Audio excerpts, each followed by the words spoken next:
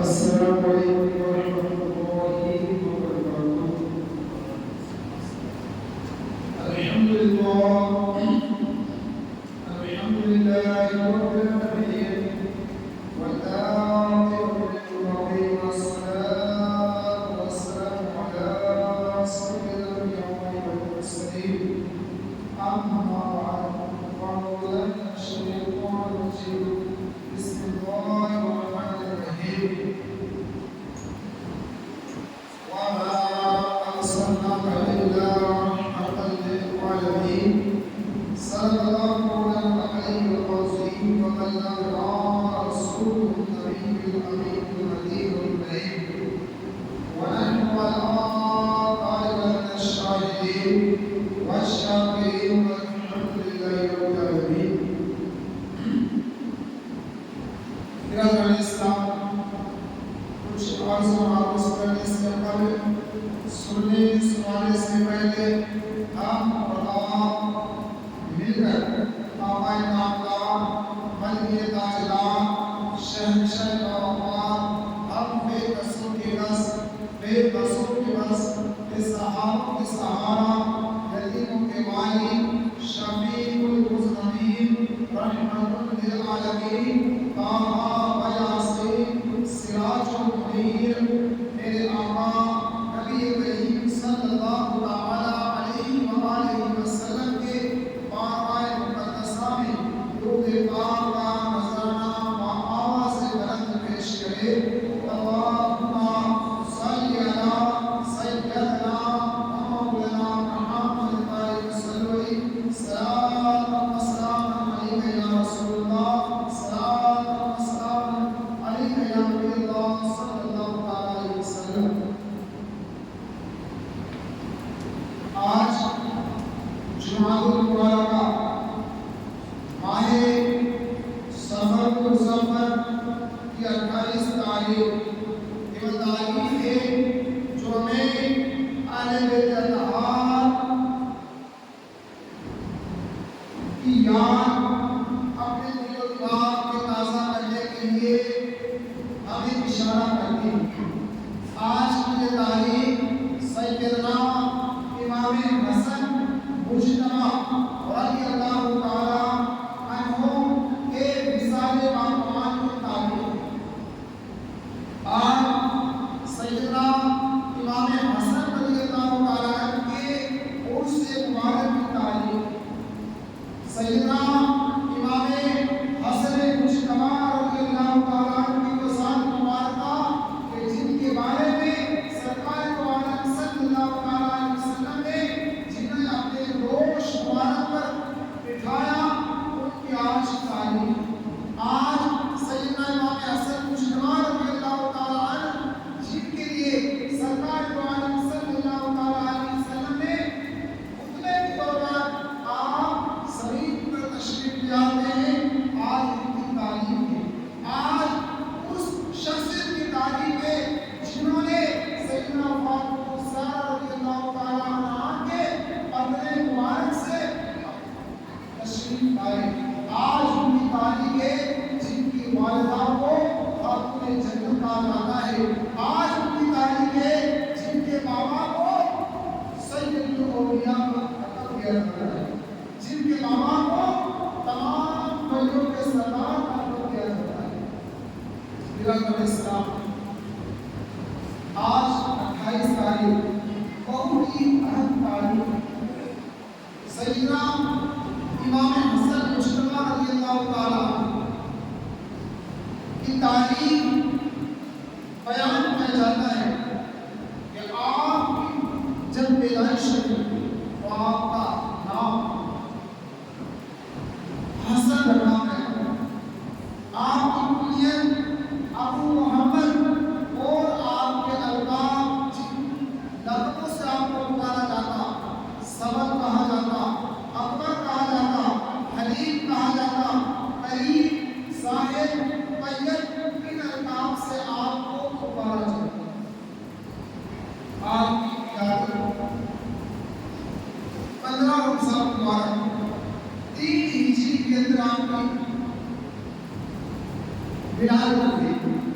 سید المرسلین کو جب اپنے نواسے کی ولادت کی اطلاع ملی تو خوشی اور مسرت سے آپ حضرت زہرا کی گھر تشریف لے جاتے ہیں اور فرمایا بیٹی میرے بچے کو مجھے دکھاؤ۔ شیر خدا نے شہزادے کو رحمت للعالمین صلی اللہ علیہ وسلم کے آغوش میں لیا تو کملی والے آقا نے جب لیا تو آپ نے فرمایا اے علی اس بچے کا کیا نام رکھا ہے؟ شیر خدا نے عرض کی یا رسول اللہ صلی اللہ علیہ وسلم اس کا نام تو اس کے نانا جان رکھیں گے۔ نبی کریم صلی اللہ علیہ وسلم نے فرمایا بچے کی طرف دیکھا اور فرمایا آپ نے جوئی ارشاد فرمایا فجاء جبرائیل حضرت جبرائیل آئے اور عرض کی فقال یا محمد ان اللہ یہنی کا لحاظ المولود کہ اس بچے کا اللہ تعالیٰ فرماتا ہے کہ اس بچے کا نام رکھو کہ حضرت ہارون کے لڑکے کے نام پر اس بچے کا نام رکھا جائے۔ اس کے بعد آپ کا نام حضرت ہارون کے بیٹے کے نام پر آپ کے بچے کا نام رکھا جائے۔ اس طرح آپ کا نام حسن مشتبہ اسی لیے آپ کو حسن کہا جاتا ہے۔ اور تعلیم ہوتا ہے کہ حضرت ابن عباس رضی اللہ تعالیٰ عنہ فرماتے ہیں کہ ایک دن حضور اکرم صلی اللہ علیہ وسلم حضرت حسن کو اپنے کندھوں پر بٹھائے ہوئے باہر تشریف لائے تو غلام نے دیکھ کر عرض کی نعم المرء راغبا یا غلام فقال رسول اللہ صلی اللہ علیہ وسلم ونعم الراغب اے صاحبزادے جس سواری پر تو سوار ہے وہ کتنی اچھی ہے۔ نبی کریم صلی اللہ علیہ وسلم نے فرمایا نعم الراغب اے صحابی یہ تو کہو کہ سوار ہونے والا کتنا اچھا ہے۔ یہ اللہ کے رسول کا اپنے نواسوں سے محبت کرنا نے کیا۔ تاریخ گواہ ہے کہ جب سیدنا امام حسن مصطفیٰ دنیا میں تشریف لائے تو سرکار نے فرمایا منبر پر کھڑے ہوئے فرمایا ہذا سید رسول اللہ علیہ یدی بین فیدین کہ میرا بیٹا یہ حسن ایک وقت میری مسلمانوں کے اندر جو دو گروہ جائیں گے ان کے اندر یہ صلح لڑائے گا۔ اس طرح آپ نے جو فرمایا جب وقت آیا تو سیدنا امام حسین نے ایک وقت ایسا آیا کہ مسلمانوں کے دو گروہ آپس میں لڑنے کے لیے تیار ہوئے، اپنے ایک دوسرے کو قتل و غارت کرنا چاہا، لیکن سیدنا امام حسن رضی اللہ تعالیٰ عنہ جب تمام مسلمانوں کے اتفاق پر آپ خلیفہ منتخب ہوئے، خلیفہ منتخب ہونے کے بعد 6 مہینے کے بعد لوگوں کے اندر انتشار پیدا ہو گیا، لڑائی جھگڑے کی نوبت آ گئی اور اتنی نوبت آ گئی کہ مسلمانوں کے اندر دو گروہ ہو گئے، ایک مسلمانوں کا گروہ دوسرے مسلمانوں کو مارنے کے لیے، مٹنے کے لیے، مٹانے کے لیے تیار ہو گئے، لیکن حضرت امام حسن نے اپنے ایمان کی بدولت، اپنے حکمت عملی کی بدولت مسلمانوں کے اندر نا اتفاقی نہ ہونے دیا اور کہا کہ جس عہدے پر میں فائز ہوں، جس مقام پر میں فائز ہوں، اس سے میں برطرف ہوتا ہوں اور آپ برطرف ہوئے۔ اور اس کے بعد مسلمانوں کے اندر جو دو گروہ کے اندر لڑائی جھگڑا ہونے والا تھا وہ لڑائی جھگڑا اور سرکار کا جو حکم تھا، جو آپ کا فرمان تھا کہ میرا بیٹا یہ حسن دو مسلمانوں کے گروہ کے اندر نا اتفاقی کو دور کرے گا، تو آپ خلیفہ سے برطرف ہو کر آپ اس جھگڑے کو ختم کرتے ہیں۔ تو آج سیدنا امام حسن مجتبیٰ رضی اللہ تعالیٰ عنہ کی تعلیم 28 سفر سیدنا امام حسن رضی اللہ تعالیٰ عنہ کی تعلیم اس تاریخ کو یاد رکھیں اور اپنے اپنے گھروں کے اندر سیدنا امام حسین امام حسن رضی اللہ تعالیٰ عنہ کی تعلیم کو یاد کر کر ان کے نام پاک پر آپ مثال باکمال ہے، تو اس تاریخ کو یاد رکھ کر اپنے اپنے گھروں کے اندر آپ کے نام کی احسان کریں اور آپ کے صدقے کے اندر سے دعا کریں، کیونکہ آپ احادیث سنا کر لیں گے، حدیث قدسی سنا کر لیں گے کہ جنہوں نے اہل بیت کا نام لے کر، جنہوں نے اہل بیت کے توسل سے جو کام کیا، اللہ تبارک و تعالیٰ نے اس کام کو مکمل انجام تک پہنچایا۔ یہ اہل بیت نہیں، اور اس کے بعد میں آتا ہے کہ اہل بیت اللہ کے رسول کا فرمان ہے کہ اس نے قرآن اور میری اہل بیت کو اپنے ساتھ رکھا، اس نے صحیح راستے کو چنا۔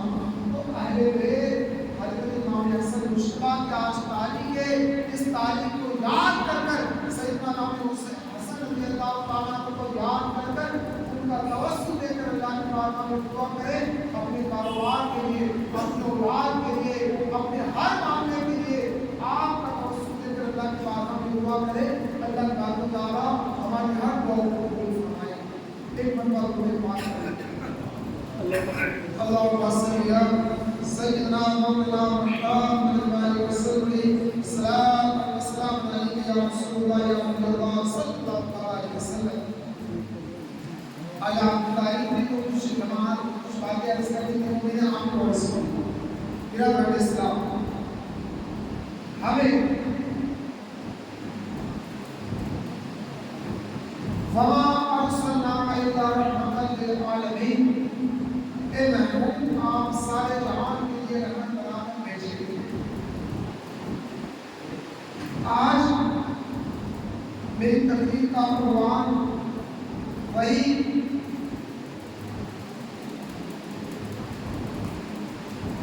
اصلاح معاشرہ کے متعلق بھی ہوگا، لیکن یہ جو آیت میں نے پڑھی، کیونکہ ماہ ربیع الاول شریف کا مہینہ بالکل قریب ہے، اتنا قریب ہے کہ 2 یا 3 دن رہ چکے ہیں۔ اب اسی کے اوپر سارے عنوانات، سارے موضوعات، سارے فکر، ساری سوچ، سب کچھ سید المرسلین صلی اللہ علیہ وسلم کی مورود پر ہونے والی ہے۔ لیکن آج جو مجھے بیان کرنا ہے وہ یہی کہ ہمارے اندر جب تک ایمان کی حرارت، ایمان کا جوش اور خروش ہمارے اندر قوت لے کر نہیں آئے گا، تب تک ہم صحیح معنی کے اندر اپنے آپ کو جس مقام پر رکھنا چاہیے اس مقام پر نہیں ہو سکتے۔ آج ہم دیکھیں کہ ہم جہاں جائیں، جس جگہ جا کر دیکھیں مسلمانوں کے حالات دن بدن ایک مایوسی کی طرف جا رہے ہیں۔ ہر مسلمان کے اندر ایک سوچ جو پیدا ہو رہی ہے، وہ مایوسی کی سوچ پیدا ہو رہی ہے۔ رب نے قرآن کے اندر فرمایا کہ رب کی رحمت سے بندے کو مایوس نہیں ہونا چاہیے۔ رب کی رحمت سے بندے کو مایوس نہیں ہونا چاہیے، لیکن آج ہمارے چہرے پر ہم دیکھیں، ہمارا چہرہ میں اس بات کی گواہی دیتا ہے، مسلمان تیرا نام مسلمان، تیرا نام کچھ اور ہے، تیرے نام میں آگے پیچھے مسلمان لگا ہوا ہے، لیکن تیرا کردار، تیرا اخلاق، تیرا اسوہ اسلام کچھ اور طرف اشارہ کر رہا ہے۔ کیا وجہ ہے؟ برادر اسلام، آج ہم نے اپنے اسلام نے جو ہمیں ہدایت دی، ہمارے اسلام نے جو ہمیں دین دیا، اس دین سے دن بدن ہم کرتے نظر آ رہے ہیں۔ وجہ کیا ہے؟ وجہ ایک ہے کہ ہمارا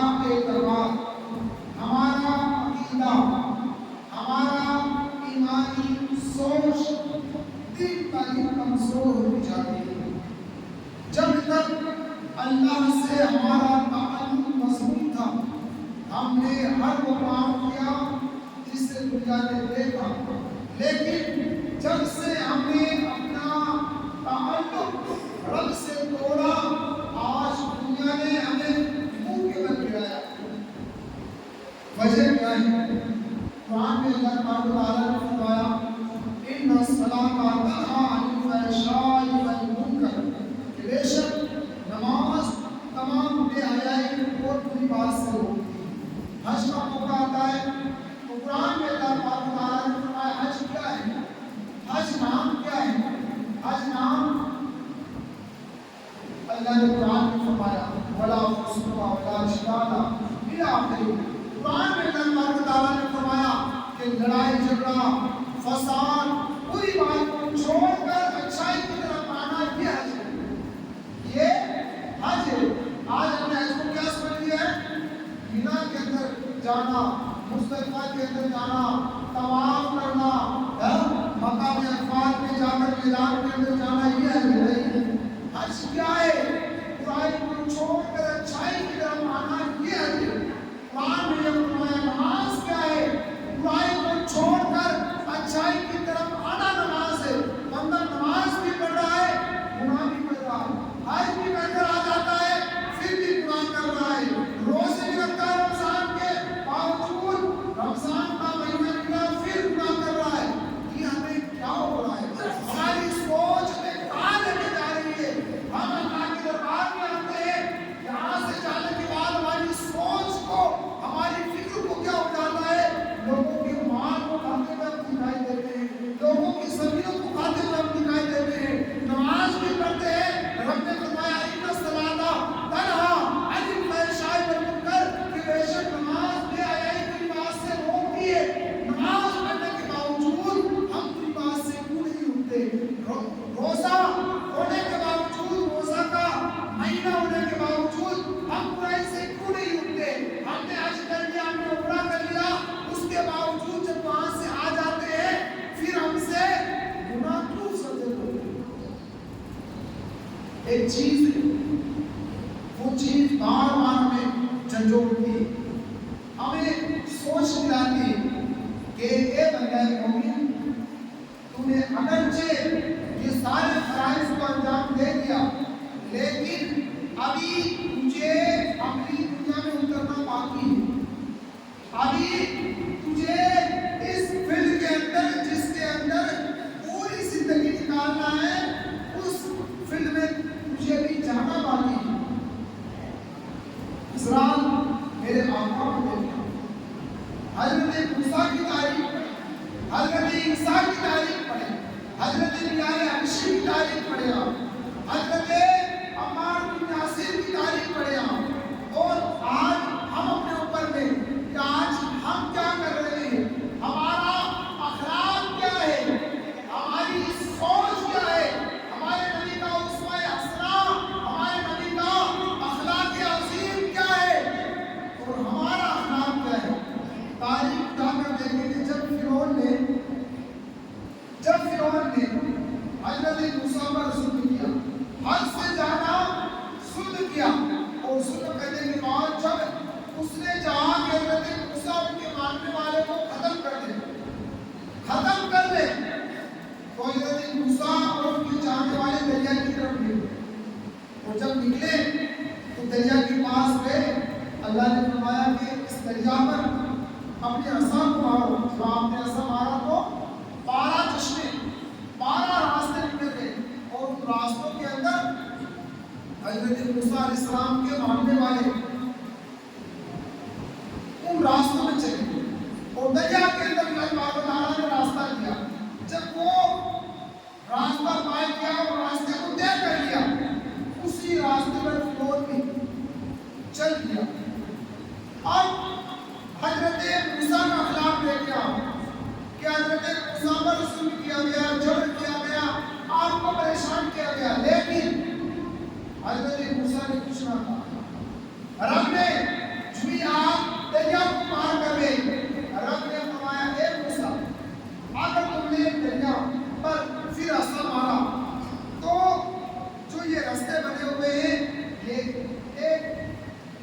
طرح لہر آتی ہے موج لے کر پلٹتی ہے، اسی طرح اگر تم نے ایک دریا پر اپنے عصا کو مارا تو یہ راستے ختم ہو جائیں گے اور یہ سارے کے سارے پانی بند ہو جائیں گے۔ حضرت موسیٰ نے دریا پر عصا مارا اور سمندر کے اندر ایک موج آئی، سارے پانی غرق ہو گئے۔ یہ اخلاق ہے حضرت موسیٰ۔ ظلم کیا گیا، جبر کیا گیا، لیکن جب اللہ تبارک و تعالیٰ نے ان ظالموں کو ٹھکانے پہنچانا تھا تو حضرت موسیٰ سے دریافت کیا، پوچھا اے موسیٰ اگر تم چاہو تو کرو۔ حضرت موسیٰ نے ہاں کی اور دریا پر آپ نے عصا کو اپنی لکڑی کو لگایا، ہو گیا۔ میرے آقا جب طائف کے میدان میں جاتے ہیں کیا ہوتا ہے میرے آقا کے ساتھ؟ آپ دعوت دینے جاتے ہیں، مانا آپ نے سنا کہ وہاں کے لوگ آپ کے ساتھ بڑی بے ادبی سے پیش آتے ہیں، آپ سے بڑی بے کرامی کرتے ہیں، یہاں تک کہ آتا کتابوں کے لوگ کہتے ہیں کہ اے محمد صلی اللہ علیہ وسلم، نعوذ باللہ کیا اللہ کو تو ہی ملے دعوت دینے کے لیے، اگر کوئی اور بھی ہوگا تو ہم سوچتے اس طرح کی بدکلامی نعوذ باللہ کو لوگوں نے کی، لیکن میرے آقا نے کچھ نہ کہا۔ پھر انہوں نے حد سے زیادہ کیا کیا کہ چھوٹے چھوٹے شرارتی بچوں کو آپ کو پتھر مارنے کے لیے نگران کیا، آپ کو پتھر مارنے کے لیے چھوٹے چھوٹے بچوں کو لگا دیا، شرارتی بچے آپ کو پتھر مار۔ اللہ پاک تعالیٰ نے کو دیا فرشتوں کو بجاؤ، میرے محبوب کے ساتھ اس طرح یہ لوگ کرتے ہیں اور ان لوگوں کے دو پہاڑوں کے درمیان جو وادی ہے اس کو ملا دیا جائے۔ لیکن میرے نبی سے میں نے پوچھا جائے، میرے آقا کی بارگاہ میں فرشتے آ کر عرض کرتے ہیں محمد صلی اللہ علیہ وسلم، آقا آپ بتائیں اگر آپ کہیں تو دونوں پہاڑوں کو ملا دیا جائے اور ملانے کے بعد کا خاتمہ کر دیا جائے، میرے آقا کا اخلاق ہے کیا؟ میرے آقا نے منع فرمایا، میرے آقا نے کہا نہیں، آج یہ لوگ میرے ساتھ اس طرح کا برتاؤ کرتے ہیں، آنے والے وقت میں انہی کی اولاد اس اسلام کو، اس دین کو تو تازہ کرے گی۔ اور میرے آقا کے ساتھ اتنا جرم کیا گیا، ظلم کیا گیا، لیکن میرے آقا کا اخلاق دیکھیں کہ آپ نے کچھ نہ کیا اور آج اسی طائف کے اندر سے دین کا کام ہو رہا ہے۔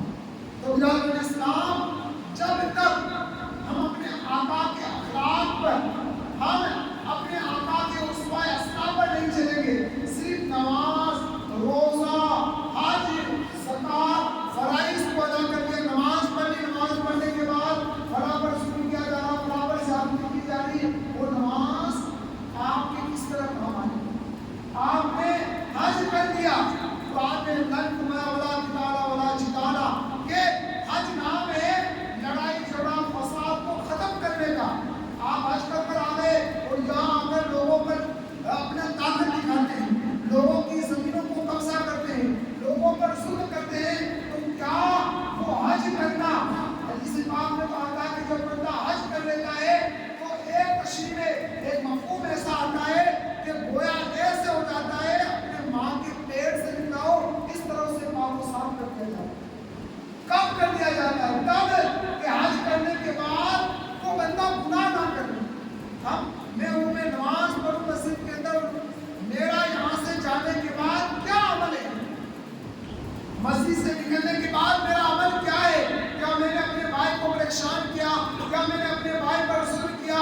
کیا میری زبان سے، میرے ہاتھ سے، میرے کلمات سے، میرے بدن سے، میرے جسم کے ہر اعضاء سے اگر کسی کو تکلیف پہنچ رہی ہے تو اس نماز کے اندر روحانیت کب پیدا ہو؟ بتائیے۔ آج ہماری حالت وہ ہے کہ ہم نماز تو پڑھتے ہیں لیکن اس کے اندر روحانیت باقی نہیں ہے۔ لوگ 5 سال 10 سال 20 سال ہو گئے نماز پڑھتے ہوئے، لیکن ان کی نمازوں کے اندر روحانیت نہیں آ رہی ہے، پھر بھی ان کی پریشانی کم نہیں ہو رہی ہے، ان پر مصیبت آ رہی ہے۔ وجہ کیا ہے؟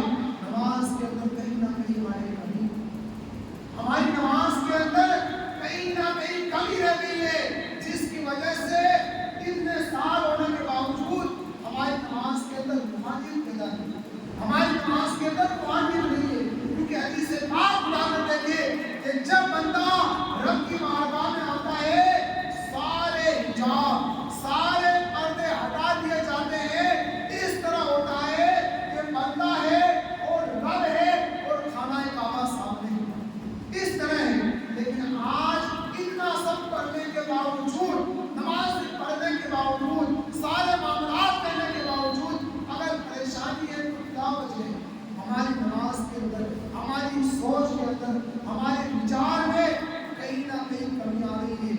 تو ہماری نمازوں کے اندر تکمیلیت نہیں ہے، یا تو ہماری حج کے اندر کئی چیزیں چھوٹ چکی ہے. برائے مہربانی جو بھی کام کرتے ہیں اس کام کو مکمل للہیت کے ساتھ رضا اللہ و رسول، اللہ اور اس کی رسول کی رضا کے اندر اگر آپ نے کام کیا تو قبول ہے. اگر ذرا برابر بھی آپ نے ریاکاری، دکھاوا، کچھ بھی ایسا عمل جو بندے سے تعلق کرتا ہو، جب بھی کوئی عبادت کرے رب کی بارگاہ میں چونکہ رب سے تعلق رکھے، اس وقت بندے سے تعلق نہ رکھے. اس وقت یہ نہ سوچے کہ میں نماز پڑھ رہا ہوں تو فلاں مجھے دیکھ رہا ہے، وہ میرے بارے میں کیا سوچ رہا ہوا، اچھا سوچ رہا ہوا. اگر وہ اچھا سوچ رہا گیا تو یہ سمجھ لیجیے آپ کی نماز کے اندر شیطان نے مداخلت کر دی. اور جب اس نے مداخلت کر دی تو سوچے وہ شیطان آپ کو کہاں تک لے کر جائے گا. آپ کی نماز بھی خراب کرے گا. آپ آئے رب کی بارگاہ میں، لیکن رب کی بارگاہ میں شیطان نے آپ کو ریاکاری کے اندر شامل کر دیا. تو برادران اسلام جو بھی کام کرے، میں نہیں کہتا کہ آپ صبح شام اللہ کی بارگاہ میں لگے رہے. حدیث پاک میں تو یہ آتا کہ ادنا جس کے دل کے اندر رائے کے دانے کے برابر بھی ایمان ہوگا وہ جہنم میں دائمی طور پر نہیں رہے گا. تو اپنے ایمان کو مضبوط رکھے اور یہ رکھے کہ جو بھی کام کرتے ہیں اللہ کے لیے، دکھاوا دور دور تک نہیں ہونا چاہیے. اگر آپ نے ایک عمل بھی کیا، حدیث پاک میں آتا ہے وہ عمل بھی آپ کے تمام گناہوں کے اوپر بھاری پڑ جائے گا. شرط ہوگی کہ للہیت کے لیے وہ کام ہونا چاہیے، صرف اور صرف اللہ اور اس کے رسول کی رضا اس کے اندر شامل ہونی چاہیے. اللہ تبارک و تعالیٰ کی بارگاہ میں دعا ہے کہ ہم تمام مومنین کو اللہ تبارک و تعالیٰ اپنے گھر کے اندر 5 وقت آنے کی توفیق عطا فرمائے، اور جو بھی ہم